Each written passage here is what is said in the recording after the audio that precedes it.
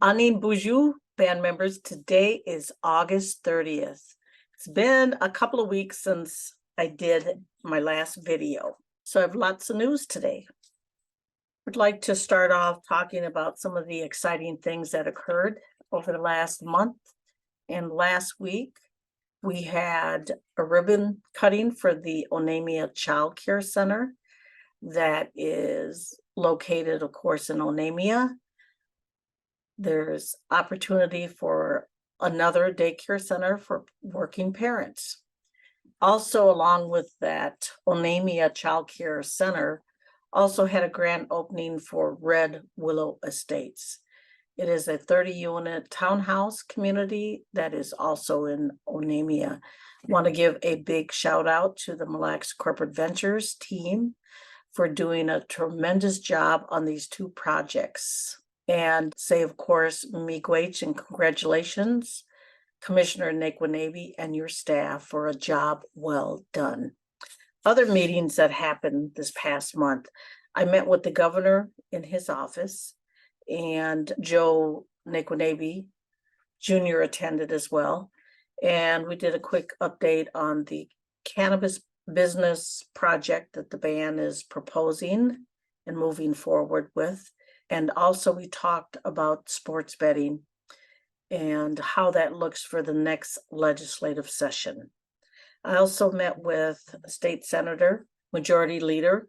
We had dinner and we talked about what are the upcoming priorities for the Mille band for this legislative session. And those are very good meetings to have that connection with the state legislature and the governor's office to talk about our needs and our proposals coming up for the next year. Another meeting that was held was with Senator Smith's staff. They came to the government center to learn about our initiatives as well. And what I really like about these meetings is that Mille is in the forefront. People want to know what our government is doing. And over the years, I have worked very hard to establish these relationships so that we do have the opportunity when we have needs to talk directly to these decision makers at the state and the federal level. There are 3 bills that I vetoed this month, and that had to do with the personnel policies that is required to be updated yearly. And the reason that was vetoed was I wanted to also see in the policies maternal leave for fathers and mothers. Second was the social media policy. And third, remote work policy. Now that we have a handle on COVID, we wanted to make sure that employees are on site to deliver services to the band members. The second bill I vetoed was the minor trust bill. And I have an issue with who is considered the trustee of the funding. And my recommendation is that we use a financial management firm that does this type of management for minor trust. I think it's very important that we have experienced financial managers to look at this minor trust initiative. A veto is not a bad thing. It gives the chief executive the opportunity to have input into the legislation that's going to be signed into law that the executive branch will have to implement. A lot of times it's as simple as mistakes in grammar or wordsmithing. So those are really minor changes. And it also gives me the opportunity to look at new ways of doing business and hopefully improve the legislation on behalf of the band members. And so a veto is sent to the legislative branch after they send me legislation. We have a compromise hearing, and then we go into negotiations where there is recommendations from the executive branch how to improve the bill.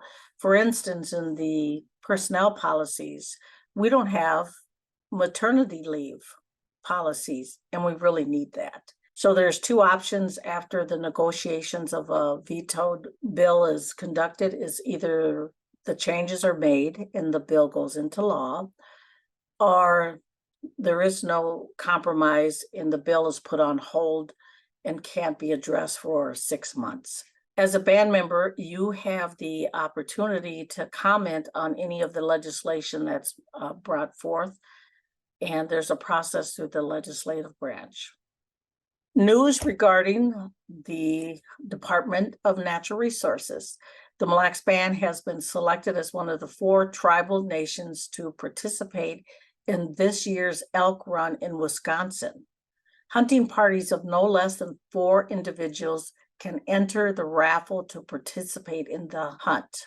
Email Jordan Williams at jordan.williams@millexband.com with the names, tribal IDs, and phone numbers of each person in the hunting party.